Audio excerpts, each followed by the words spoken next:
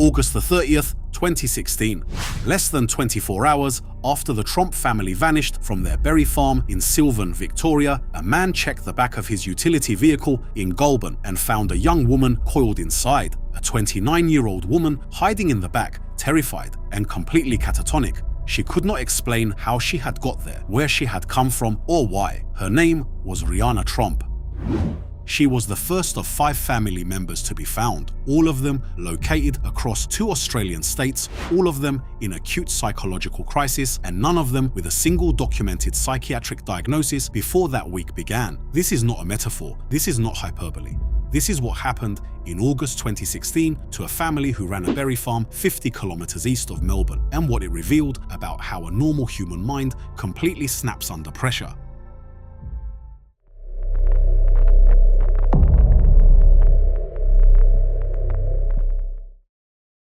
The Tromp family operated a berry farm in Sylvan, a semi-rural suburb in the Yarra Ranges region of Victoria. Mark Tromp, 51, and his wife, Jacoba, 53, had built the business themselves. Their 3 adult children, Rihanna, Mitchell, and Ella, all worked on the property and lived within the orbit of the family's daily routine. 5 people, 1 piece of land, 1 shared economic reality. It was the kind of closeness that comes not from choice, but from circumstance. When a family business is also a family home, the 2 things become the same thing.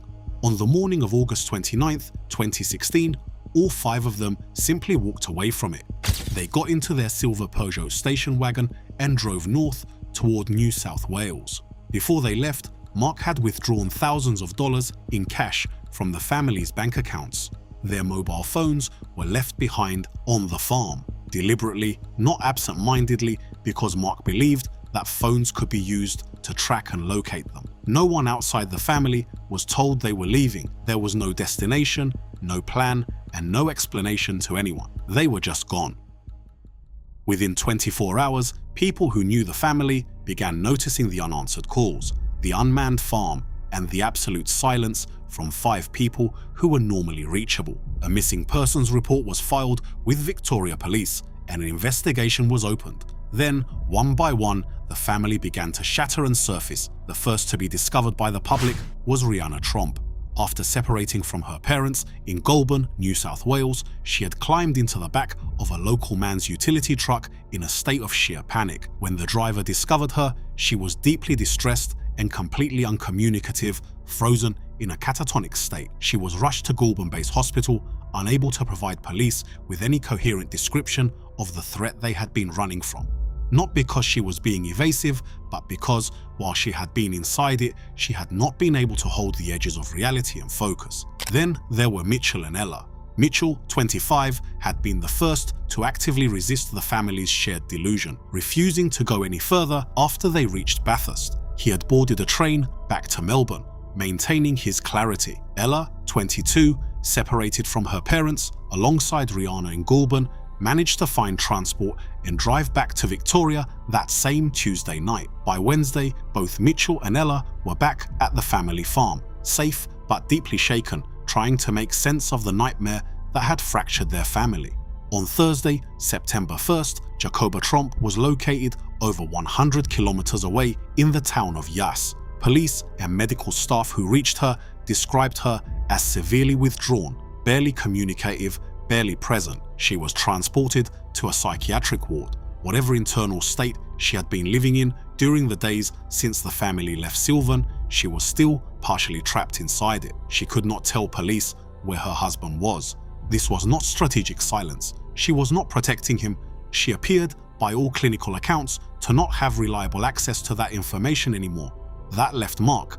After evading police and abandoning the family's Peugeot wagon in Wangaratta, Victoria, he spent days wandering in the bush and along rural roads. On September 3rd, 6 days after the journey began, he was finally spotted near the local highway. When officers arrived at the scene, Mark Tromp was incoherent, visibly frightened and combative, even making obscene gestures to the media cameras. He was taken into psychiatric care immediately. All 5 members of the Tromp family were now accounted for, 2 parents and 3 adult children located across Victoria and New South Wales each presenting with acute psychiatric symptoms or severe emotional trauma, each with no psychiatric history before the 29th of August 2016. The entire family had broken down within a 6-day window. No one, not police, not the hospitals involved, not the journalists who began covering the story as each family member emerged, had ever encountered anything like it before. The investigation that followed involved police in 2 states and psychiatric teams at multiple hospitals working simultaneously on different members of the same family. What assembled over weeks of clinical assessment and police inquiry was a diagnosis that most people outside psychiatry had never heard of. The term is Folie à famille. It translates from the French as the madness of the family. It is a documented clinical phenomenon, not a theory, not a literary device. It is the extension of shared delusional disorder, more commonly known as folie à deux, beyond 2 people and into a larger group. In folie à deux, one person's fixed false belief is adopted by another through sustained, close contact. In folie à famille, that process scales, spreading through a household, a family unit, or any close social group where one person holds dominant psychological authority and the others have no outside reality to check his stories against. The mechanism requires 3 conditions. A primary case, the person in whom the delusion originates must develop a fixed, false belief and communicate it with absolute certainty. The secondary cases must be in close, sustained proximity to the primary, and the environment must be sufficiently closed, isolated enough that the secondary individuals have no reliable access to perspectives that contradict the primary case's account. When all 3 conditions are present, the belief does not need to be plausible. It needs only to be repeated with conviction by someone the others trust. The mind, under those conditions, will fill in what it cannot verify. Every element of the available evidence identified Mark Tromp as the primary case. In the weeks before the 29th of August, Mark had begun changing his behavior in ways the family would describe to investigators and journalists after the incident. He had withdrawn from normal contact with people outside the family. He had stopped engaging with neighbors, business contacts, and anyone connected to the farm's commercial operations. He had become, in the accounts that emerged, progressively more convinced that the family was being targeted, that something specific and dangerous was directed at them. What was also documented was the state of the farm's finances. The Tromp family's berry farm was carrying real, material financial pressure. There were debts, there were creditors. These were not fabrications, they were genuine business problems that many Australian farming operations faced during that period, and the Tromp farm was among them. Mark was aware of the debt, he lived with it daily, he was responsible for it. What the psychiatric picture suggests is that his mind, under sustained financial pressure and within an increasingly closed social environment, translated that concrete, documented, solvable problem into something that could not be addressed by a bank appointment or a payment plan. The debt became a threat. The creditors became pursuers. The real pressure of running a struggling farm became, inside one man's mind, evidence of something organized and deliberate and coming for his family. He told his family this, and his family, who trusted him, who lived and worked alongside him every day, who had no external social framework to push back against his account, began to believe it too. This is the point in the case that tends to get misread. People hear the family believed him and they assume something about the family, that they were naive or unusually susceptible or somehow deficient in their capacity for independent thought. The psychiatric literature on shared delusional disorder addresses this directly, and the answer is not comfortable. Catching a delusion doesn't mean you are naive or gullible. It requires only proximity, trust, and an absence of contradiction. Given those 3 conditions, the absorption of a delusional belief system is not a sign of weakness, it is a predictable outcome. The farm itself provided all 3 conditions. 5 people working the same land, eating the same meals, having the same conversations, with Mark Tromp at the center of all of it. The eldest, the patriarch, the man who had built the business and in whose name the debts were held. His fear was constant, it was present at every table. And with the phones abandoned and the outside world cut off, there was nothing in that vehicle driving north through New South Wales to snap them out of it. The element of the Tromp case that the clinical teams treating the family found most significant was not the breakdown itself, it was the recovery. When family members were separated from each other and placed in independent psychiatric care, they began to recover quickly.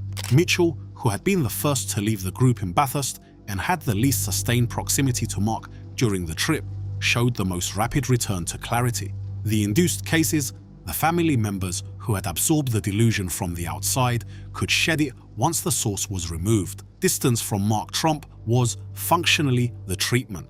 Mark himself was the slowest to recover because for him, the delusion was not induced, it had not entered from outside, it had been generated inside his own mind, and its roots were tangled into real financial stress that could not simply be removed by separating him from the people he had been sitting next to in a car. The architecture of the belief was his. Dismantling it took longer.